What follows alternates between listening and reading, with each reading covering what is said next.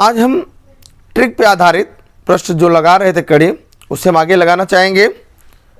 Trick हमारा था कि किसी के डायमेंशन में अगर कोई परिवर्तन किया जाता है तो उसके क्षेत्रफल पे क्या प्रभाव पड़ता है। तो उसी आधारित कुछ क्वेश्चन मैं अलग टॉपिक से लेके आया हूँ, अलग प्रकार के डायग्राम पे आधारित मैं आपके बीच क्वेश्चन लेके आया हूँ।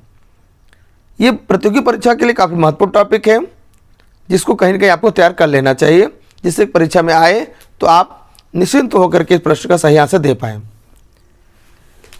प्रश्न हमारा है, एक वृत्त की त्रिज्या को 12% बढ़ा दिया जाए तो उसके क्षेत्रफल में कितने प्रतिशत की वृद्धि होगी। फॉर्मूला हमने कल पढ़ाया था आपको लास्ट टाइम। फॉर्मूला पढ़ा था a + b + ab बटा के 100, यही हमारा होता है क्षेत्रफल में होने वाला परिवर्तन का मान। जैसे कि एक वृत्त है, वृत्त के दोनों डायमेंशन क्या, माने सभी त्रिज्याएं बराबर होती हैं।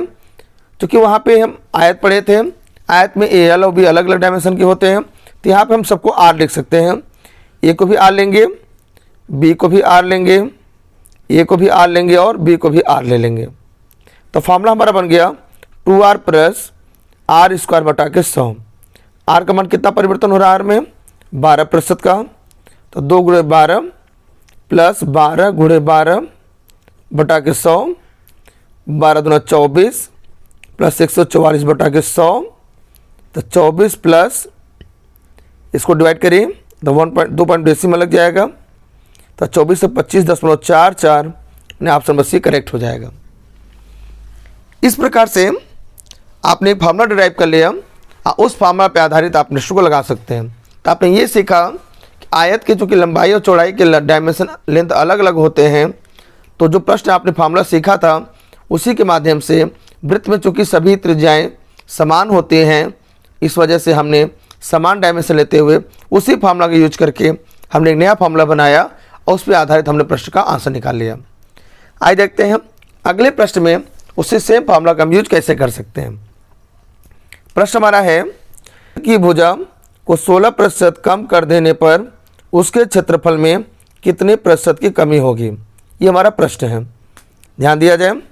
प्रश्न कह क्या रहा है हम, तो क्षेत्रफल में परिवर्तन का फार्मूला हमने क्या पढ़ा है आपको, a + b + ab बटा के 100। वर्ग की सभी भुजाएं बराबर होती हैं, तो सबको चलिए समान मान लेते हैं, यक्स कह देते हैं, दूसरे को भी यक्स कह देते हैं, यक्स × यक्स बटा के 100 कर दिया। मैंने सभी को यक्स मान लिया क्योंकि इस वर्ग की सभी भुजाएं समान होती हैं। यक्स + यक्स 2x हो गया, x² बटा 100 हो गया। तो 2 गुणे कितना कम हो रहा है, यहाँ पे 16% कमी हो रहा है।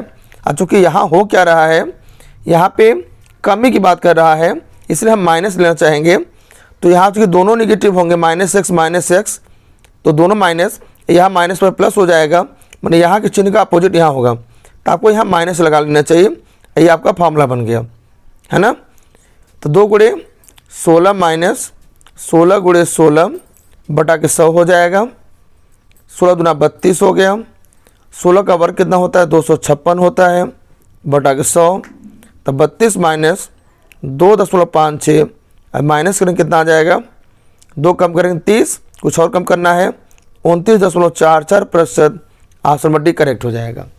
इस प्रकार से आपने जो फार्मूला आयत बेस पे सीखा था उसी फार्मूला का यूज करके आपने वृत्त पे आधारित क्वेश्चन साथ में वर्ग पे आधारित क्वेश्चन का अध्ययन कर लिया है, जो कहीं ना कहीं आपकी तैयारी को बेहतर करेगा। फिर मुलाकात होगी एक नए वीडियो में, तब तक तैयारी को मजबूत करते रहिए। Thanks for joining and watching.